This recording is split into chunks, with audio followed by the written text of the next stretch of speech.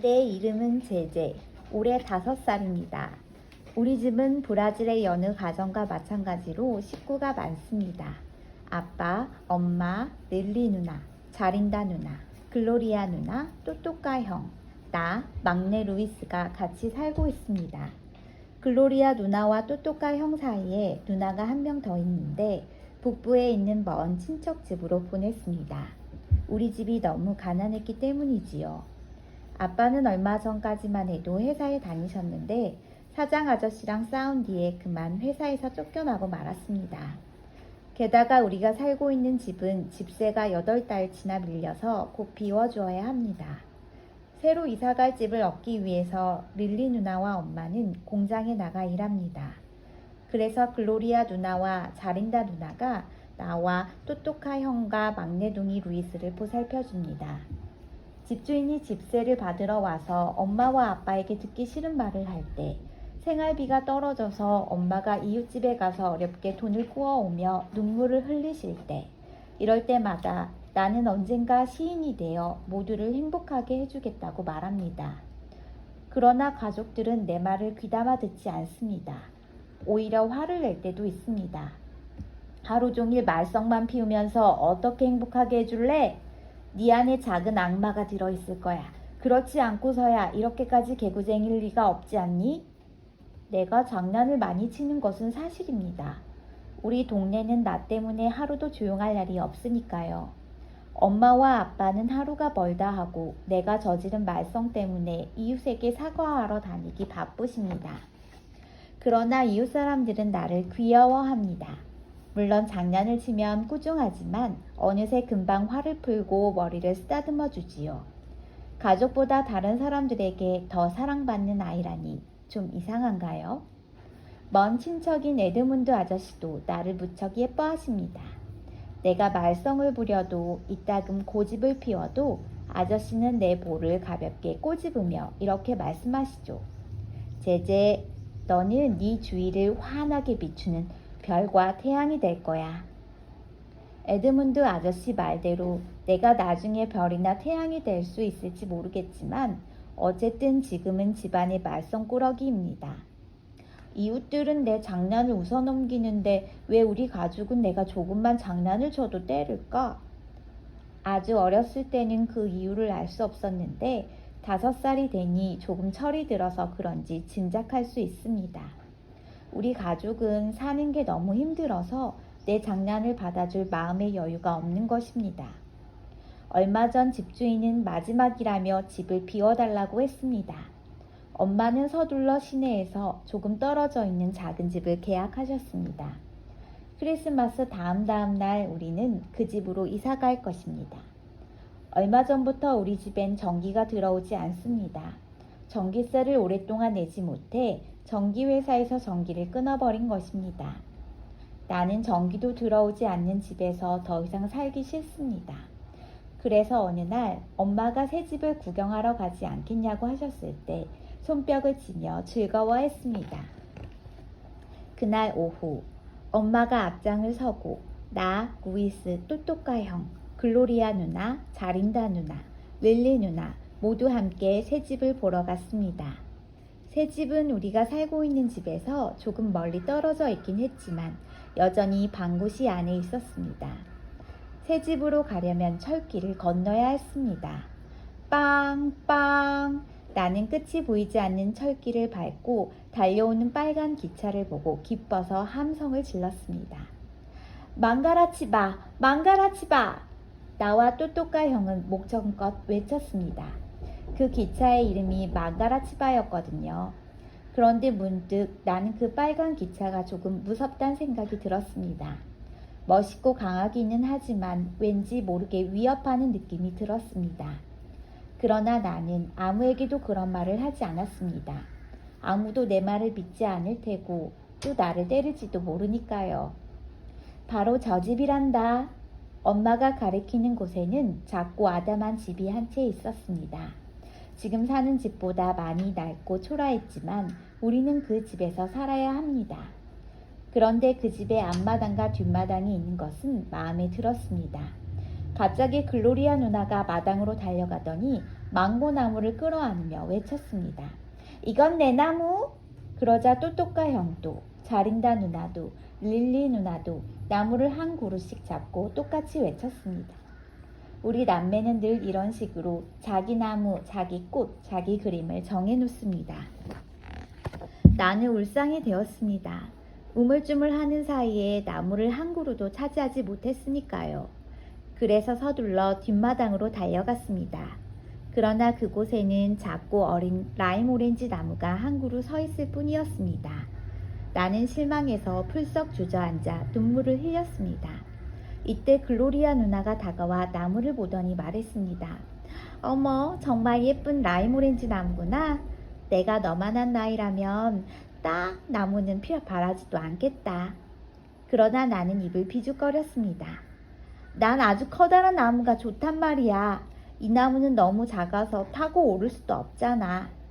글로리아 누나는 내 머리를 쓰다듬으며 달래주었습니다.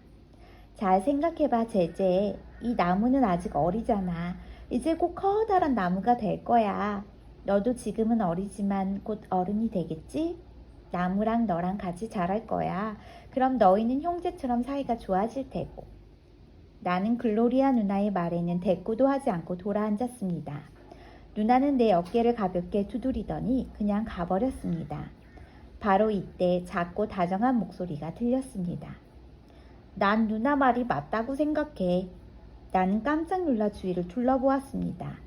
바람에 흔들리는 라임 오렌지 나무만이 보일 뿐이었습니다. 라임 오렌지 나무야, 혹시 지금 네가 말을 한 거니? 내 몸에 귀를 대봐. 내 가슴이 뛰는 소리를 들을 수 있을 거야. 나는 조심스럽게 나무에 귀를 대보았습니다. 탁탁 하고 무엇인가 뛰는 소리가 들렸습니다. 나는 무척 놀랐습니다. 혹시 너는 누구하고든 이야기할 수 있는 요술나무니? 내가 이렇게 묻자 라임 오렌지 나무는 한들한들 잎사귀를 흔들며 말했습니다. 아니, 세상에서 오직 한 사람, 제제 너하고만 이야기할 수 있어. 얼마 전에 요정이 내게 와서 말하고 갔거든. 너처럼 자그마한 아이랑 친구가 되면 말할 수 있게 되고 아주 행복해질 거라고 말이야. 나는 기뻐서 나무를 꼭 끌어안았습니다. 너를 마음에 안 든다고 해서 미안해. 커다란 나무보다 네가 훨씬 더 멋진 나무야. 그러자 라임 오렌지 나무는 작은 키를 한껏 돋우면서 말했습니다. 나도 너를 태울 수 있어. 내 가지에 올라와 볼래? 나는 조심조심 나뭇가지에 올라갔습니다. 보기보다 단단했습니다. 내가 나뭇가지에 앉아 바람이 불어와 흔들흔들 나뭇가지를 흔들었습니다. 마치 망아지를 타고 있는 것 같았습니다. 가지 위에 앉아 산들바람을 맞으면서 나는 나무의 이름을 생각했습니다. 민기뉴가 어떨까? 귀엽고 사랑스럽잖아. 그래, 나도 그 이름이 마음에 들어. 어느새 내 마음의 소리를 들었는지 라임 오렌지 나무, 아니 민기뉴가 불쑥 말했습니다. 아, 정말 멋진 나무입니다. 민기뉴를 꼭 끌어안는 나는 무척 행복했습니다. 집이 더 가난해지는 것도, 다정한 이웃들과 헤어지는 것도 더 이상 슬프지 않았습니다. 그러나 민기뉴를 만난 기쁨도 며칠 후 다가온 크리스마스 이브에 무너지고 말았습니다. 이웃에 사는 비리끼니가 찾아와서 놀라운 소식을 전해주었습니다. 크리스마스 이브에 상파울루 시내에 있는 오락장 앞에서 어린이에게 선물을 나누어 준다는 것이었습니다. 장난감을 가득 실은 커다란 트럭이 와서 가난한 아이들에게 공짜로 선물을 준대. 그런데 꼭 어린아이에게만 준다고 하더라. 나는 루이스의 손을 잡고 상파울루 시내까지 가기로 했습니다. 물론 차비가 없어서 걸어가야만 했습니다. 한참을 걷던 루이스는 발이 아프다고 칭얼거렸습니다. 형, 그냥 집으로 가자. 오늘 밤에 엄마 아빠가 크리스마스 선물을 주실 거잖아. 나는 마음이 아팠습니다. 루이스는 나보다 더 어려서 우리 집 사정을 아무것도 모릅니다. 올해 크리스마스에 우리는 선물은커녕 저녁을 굶을지도 모릅니다. 집에는 빵 한 조각도 남아있지 않았고 집주인은 집세를 재촉하러 계속 찾아오고 있었습니다. 루이스 조금만 참아. 오늘 오락장 앞에서 선물을 받지 못하면 올해 크리스마스에는 아마 다른 선물도 없을 거야. 나는 칭얼거리는 루이스를 업고 몇 시간을 걷고 또 걸어서 해질녘이 되어서야 상파울루 시내에 있는 오락장 앞에 다다랐습니다. 그런데 우리가 오락장 앞에 도착했을 땐 이미 아무것도 남아있지 않았습니다. 오락장 문은 굳게 닫혀 있었고 트럭의 그림자도 보이지 않았습니다. 비리끼뉴가 거짓말을 한 것일까요? 바로 그때 우리 발치로 종이 조각들이 날아왔습니다.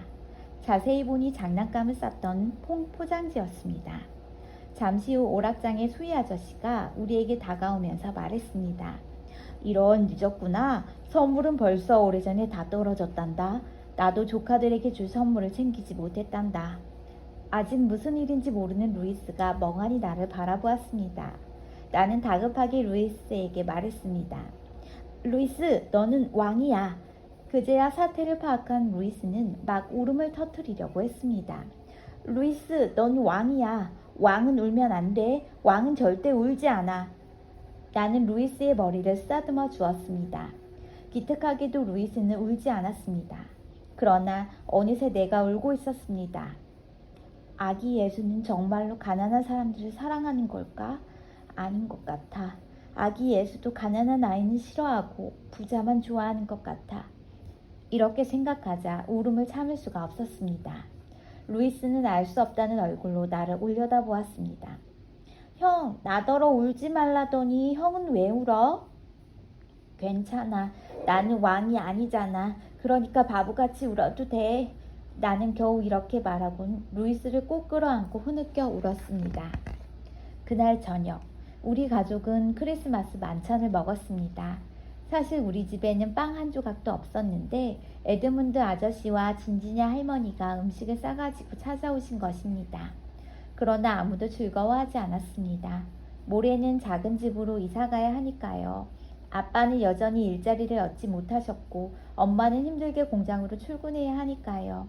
그날 밤 나는 운동화를 내 방 앞에 내놓았습니다. 해마다 크리스마스 이브에 운동화를 내놓으면 거기에 선물이 담겨 있었습니다. 소용없는 짓이야. 올해는 어림도 없어. 뚜뚜까 형이 비웃었지만 나는 개의치 않았습니다. 혹시 기적이 일어날지도 모르잖아. 그러나 끝내 기적은 일어나지 않았습니다. 다음날 아침 텅 빈 운동화를 발견했을 때 결국 나는 폭발하고 말았습니다. 가난한 아빠를 가진 건 정말 운 나쁜 일이야. 나도 모르게 이렇게 외치고 나서 나는 소스라치게 놀랐습니다. 바로 내 앞에 아빠가 서 있는 게 아니겠어요? 아빠는 무척이나 슬프고 어두운 표정으로 나를 바라보시더니 조용히 밖으로 나가셨습니다. 내 머릿속은 하얘졌습니다. 이런, 아빠가 내가 한 말을 들으셨어. 바로 그때 또또까 형이 주먹으로 내 얼굴을 때렸습니다. 나가! 넌 정말 나쁜 녀석이야. 넌 악마야. 나는 그대로 형의 주먹을 맞으며 서 있었습니다. 반항도 하지 않았습니다. 아니, 할 수가 없었습니다. 그날 오후 나는 우리 집 창고에서 구두통을 찾아메고 거리로 나섰습니다. 나는 아빠에게 돌이킬 수 없는 상처를 입히고 말았습니다. 어떻게 그런 심한 말을 했는지 모르겠습니다. 또또까 형 말대로 난 정말 악마인지도 몰라. 그러나 내가 악마라고 해도 우리 집이 가난해도 절대 변하지 않는 게 있습니다. 내가 아빠를 사랑한다는 사실입니다. 나는 아빠에게 선물을 해드리고 싶었습니다. 아빠는 가난합니다. 나도 가난합니다. 그리고 부자들은 가난한 사람을 싫어합니다. 예수님은 가난한 사람을 사랑한다고 했지만 이제는 그 말도 믿을 수가 없습니다. 지금까지 아빠는 한 번도 선물을 받은 적이 없습니다. 가난하니까 예수님도 아빠를 사랑하지 않는 것입니다. 그래도 나는 선물을 받았습니다. 내가 가난한 아빠의 아이일 뿐 가난한 게 나 때문이 아니니까 특별히 준 선물인지도 모릅니다. 대신 다른 집 아이보다는 훨씬 값싼 선물을 주었습니다. 그런데 올해부터는 그것마저도 주지 않았습니다. 그러니 이제 확실합니다. 예수님도 가난한 사람은 싫어합니다. 그러나 나는 가난한 아빠를 사랑합니다. 예수님이 주지 않으면 나라도 아빠에게 선물을 주어야겠다고 생각했습니다. 상파울루 시내를 걸어 오락장 앞을 지나가는데 누군가가 나를 불러 세웠습니다. 바로 어제 만났던 수희 아저씨였습니다. 내 구두 좀 닦아주겠니? 나는 고개를 끄덕이고는 수희 아저씨의 구두를 닦았습니다. 구두를 다 닦은 후 수희 아저씨가 얼마냐고 물었습니다. 200 레이스예요. 다른 구두 닦기는 400 레이스를 받는데 왜 넌 반밖에 받지 않니? 제가 정말로 구두 닦기로 먹고 산다면 400 레이스를 받을 거예요. 하지만 저는 아직 어리고 진짜 구두 닦기가 아니니까 반만 받을래요. 수희 아저씨는 500 레이스짜리 지폐를 주셨습니다. 200 레이스는 팁이고 나머지 100 레이스는 크리스마스 선물이야. 메리 크리스마스. 나는 인사를 하고 지폐를 받아 넣었습니다. 잠시 후 멋진 자동차 한 대가 달려가다가 내 앞에서 멈춰 섰습니다. 차 안에는 내 또래 여자아이와 부모인 듯한 사람들이 타고 있었습니다. 부자구나. 그렇다면 분명히 선물을 많이 받았겠지. 나처럼 크리스마스에 밥을 굶지도 않을 거야. 차 안에 있던 아주머니가 동정 어린 눈길로 나를 보더니 지갑을 열어 돈을 꺼냈습니다. 이때 옆에 있던 아저씨가 아주머니를 말리면서 나를 흘낏 노려보며 말했습니다. 속지 마시오. 저 아이는 자기가 어리다는 것과 오늘이 크리스마스라는 것을 이용해 구걸하는 거니까. 나는 더 이상 참을 수 없어 벌떡 일어나 외쳤습니다. 구걸하는 게 아니에요. 구두를 닦아서 돈을 벌고 있어요. 아주머니도 구두를 닦을 게 아니라면 제게 돈을 주실 필요 없어요. 나는 구두통을 메고 뛰었습니다. 얼굴이 화끈화끈했습니다. 나를 거지로 보다니요. 나는 가난한 아이지만 거지는 아닌데. 얼마를 더 걸어가다가 또또까 형의 친구인 세르지뉴 형의 집 앞을 지나게 되었습니다. 세르지뉴 형은 정원이 있는 멋진 집에서 살고 있습니다. 자전거를 타고 있던 세르지뉴 형은 나를 보더니 말을 건넸습니다. 메리 크리스마스 제제, 선물 많이 받았니? 나는 자전거를 선물로 받았어. 그리고 동화책 간질, 색연필, 장난감도 받았어.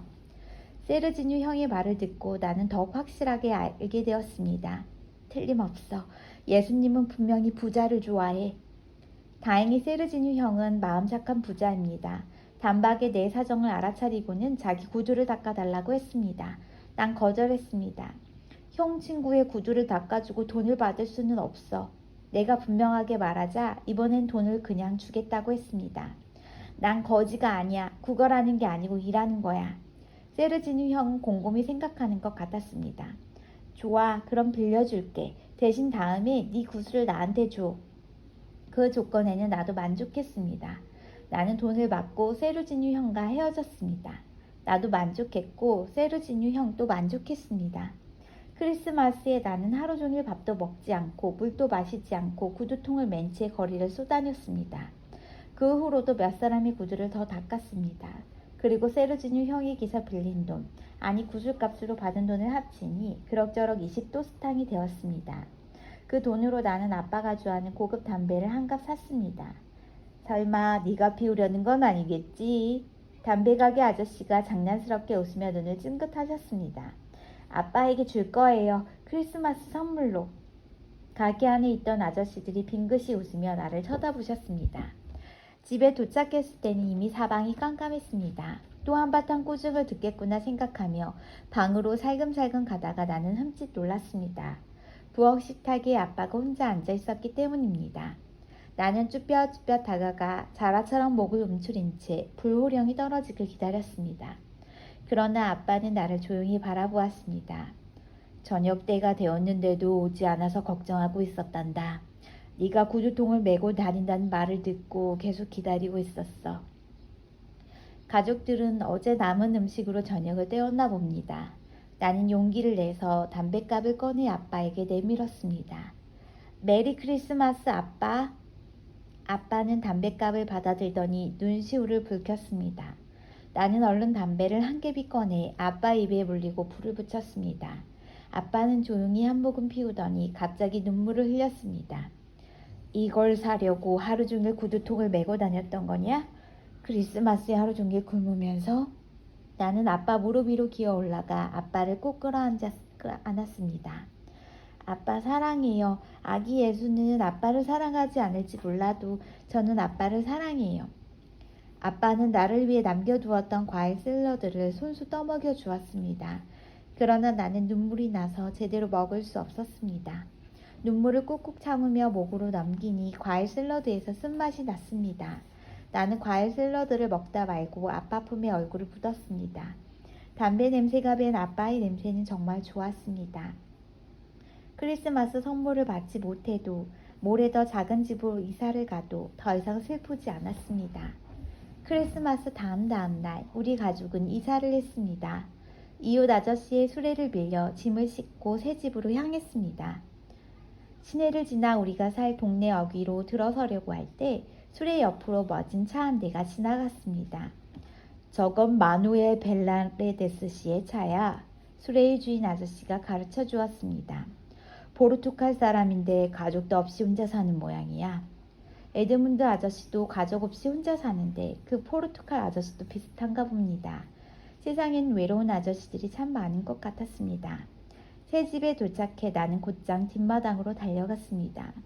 나를 보자마자 민기뉴는 작은 키를 한껏 발돋움하며 세웠습니다. 나는 달려가 민기뉴를 꼭 끌어안고 이야기를 나누었습니다. 민기뉴, 난 크리스마스에 아빠에게 정말 몹쓸 말을 하고 말았어. 우리 가족은 모두 착한 사람들인데 모두 불행해. 제제, 산다는 게 늘 행복한 건 아니지만 사랑하는 사람이 있기 때문에 참을 수 있는 거야. 그러는 사이에 웃을 일이 생기기도 하지. 네가 아빠에게 담배를 선물한 것처럼 말이야. 그 말을 듣고 보니 갑자기 슬퍼졌습니다. 그렇다면 행복은 너무 양이 적은 셈이잖아요. 민기뉴, 울면 보기 흉할까? 당연히 보기 흉하지. 왜 그래? 나는 가만히 하늘을 보며 중얼거렸습니다. 모르겠어. 아직 익숙하지 않아서 그런가 봐. 그래요. 난 슬픔을 안다고 생각하는데 아직 슬픔에 익숙하지는 않은 것 같습니다. 멀리서 기적 소리가 들렸습니다. 빨간 기차 망가라치바가 달려오는 소리입니다. 그 소리를 듣고 있자니 더 슬퍼졌습니다. 이사 온 뒤에도 아빠는 일자리를 얻지 못했고 우리는 여전히 가난했습니다. 그러나 나는 학교 생활에 푹 빠져 하루하루가 즐거웠습니다.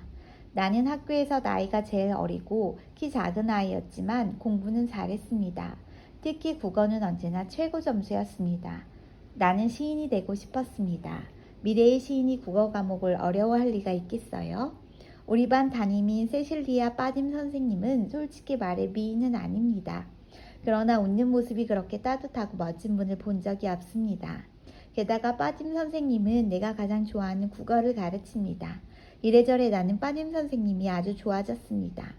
더욱 기쁜 건 빠짐 선생님도 나를 제일 사랑하신다는 사실입니다. 언젠가 국어 시간에 빠짐 선생님은 이렇게 말했습니다. 제재는 우리 반에서 읽기와 쓰기를 가장 잘하는 우수한 학생이야. 말썽꾸러기, 악마 이런 말만 듣다가 우수한 학생이란 말을 들으니 나는 무척이나 기뻤습니다. 게다가 빠짐 선생님은 점심시간이면 다른 친구들 몰래 내게 돈을 주셨습니다. 생과자를 사 먹으라고 하시면서 말입니다. 아마 내가 도시락을 싸가지 못할 때가 많아서 그런 것 같습니다. 나는 가슴 아픈 사실을 하나 알게 되었습니다. 교무실 안에는 여러 선생님의 책상이 놓여 있고 책상 위에는 꽃병이 하나씩 있습니다. 그리고 모든 선생님의 꽃병에는 어김없이 꽃이 꽂혀 있습니다. 그런데 단 한 사람, 빠짐 선생님의 꽃병은 늘 비어 있었습니다. 아마 빠짐 선생님이 미인이 아니라서 아이들이 꽃을 선물하지 않는 것 같았습니다. 그것은 말도 안 되는 일이었습니다. 나는 어떻게 하면 선생님에게 꽃을 줄 수 있을지 궁리했지만 뾰족한 수가 없었습니다. 어느 날 학교에 가다가 나는 아무 생각 없이 세르지뉴 형네 집 정원을 흘낏 쳐다보았습니다. 정원에는 흰 장미, 붉은 장미, 화사한 난초 등 예쁜 꽃들이 가득 피어 있었습니다. 나는 세르지뉴 형네 정원으로 살짝 들어가 붉은 장미 한 송이를 꺾어서 가지고 나왔습니다. 꽃을 꺾을 때 가시에 찔려 손가락에 피가 좀 났지만 괜찮았습니다. 그날 그 꽃을 빠짐 선생님의 꽃병에 꽂았습니다. 오 제제, 넌 정말 멋진 기사야. 빠짐 선생님은 몹시 기뻐하며 내 볼에 뽀뽀를 해주었습니다.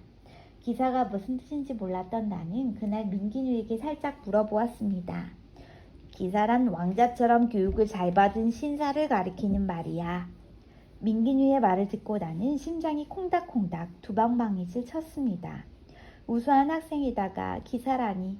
어쩌면 에드문드 아저씨 말대로 나는 주위를 밝히는 별이나 태양이 될지도 모른다는 생각이 들었습니다.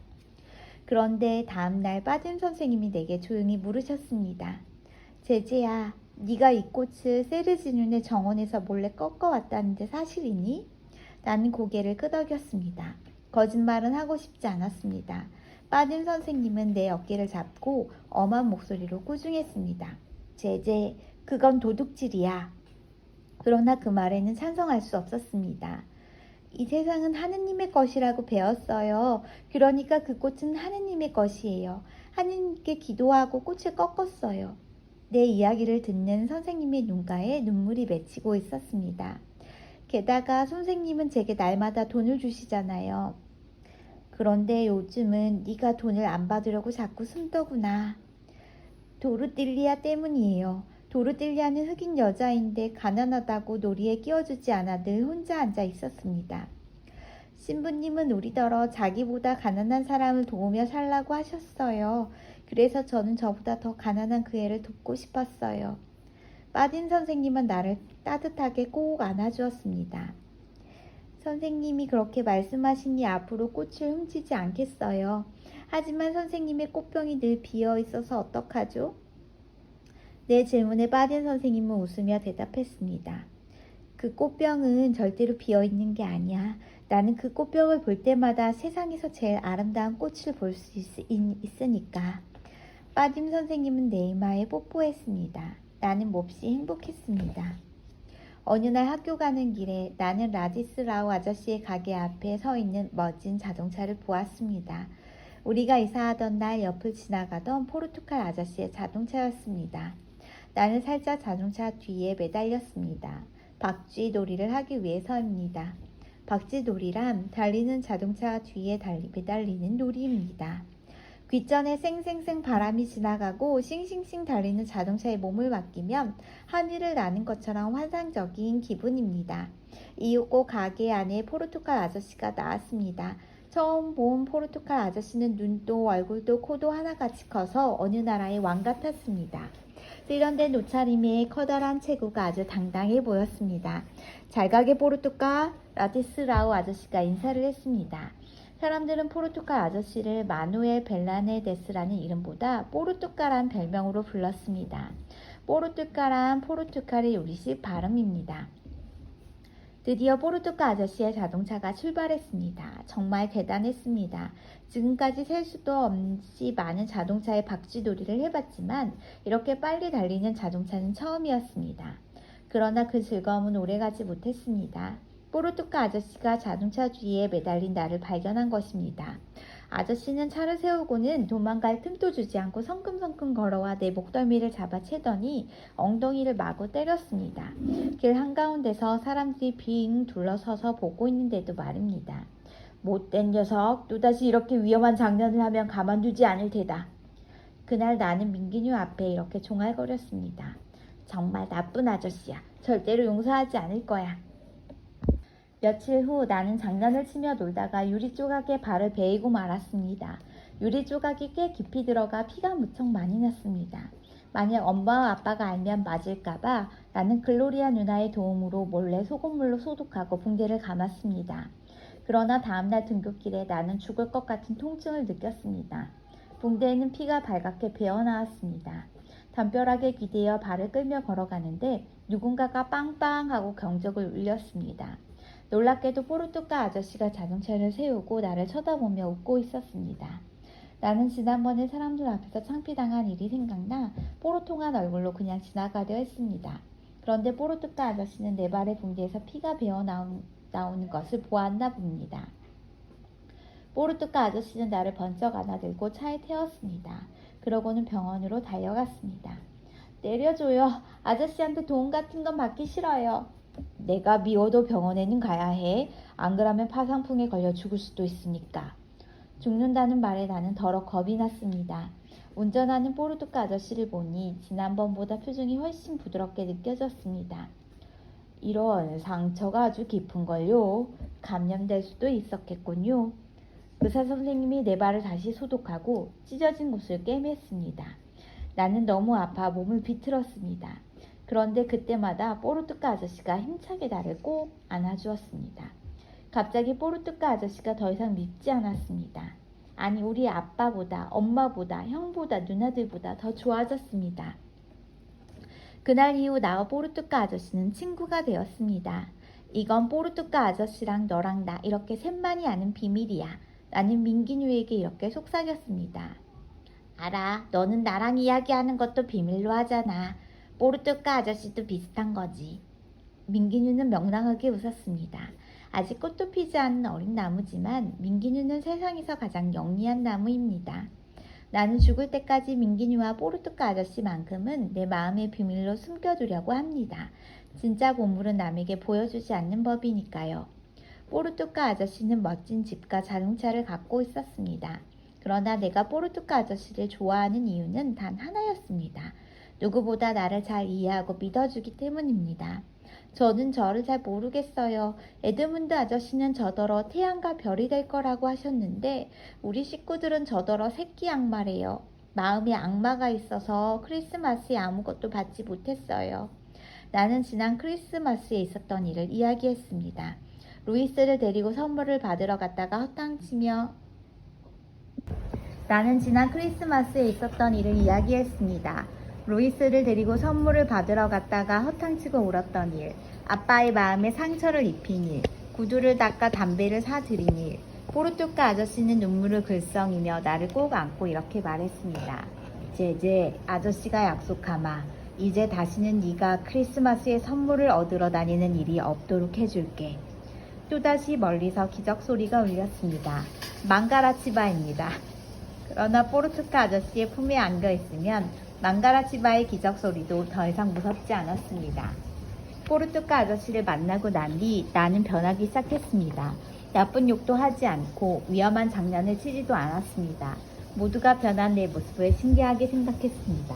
화창한 어느 날 포르투갈 아저씨와 나는 호수로 낚시를 하러 갔습니다. 포르투갈 아저씨가 혼자 시간을 보내는 한적한 호수였습니다. 낚싯대를 걸쳐 놓고서 포르투갈 아저씨와 나는 나무 그늘에 사이좋게 누워 하늘을 바라보았습니다. 난 포르투갈 아저씨의 품으로 파고들며 말했습니다. 아저씨가 우리 아빠였으면 좋겠어요. 우리 아빠는 날 미워해요. 아빠뿐만 아니라 모두 다 나만 미워해요. 어른이 되면 살아가는 게 힘들어서 그렇단다. 너를 미워하는 게 아니란다. 사랑하니까 더 행복하게 해주고 싶은데 그러지 못해서 더 힘들어서 그런 거란다. 저는 어린데도 힘든걸요. 아저씨도 어른이라서 힘드세요? 나도 어른이니까 힘들지. 하지만 너를 만나면 행복해진단다. 그 행복이 아주 커서 다른 걱정을 잊을 수 있는 거지. 나는 포르투갈 아저씨의 큰 눈을 올려다보며 말했습니다. 저도 아저씨를 만난 뒤부터 변했어요. 아주 착해졌거든요. 게다가 굉장히 행복해요. 나도 네가 있어서 행복하단다. 그럼 우리 맹세해요. 영원히 함께하기로. 포르투갈 아저씨. 제제, 세상에 영원한 것은 없단다. 그러나 나는 언제나 너를 사랑하고 지켜볼 거야. 포르투갈 아저씨와 낚시를 다녀 며칠 후였습니다.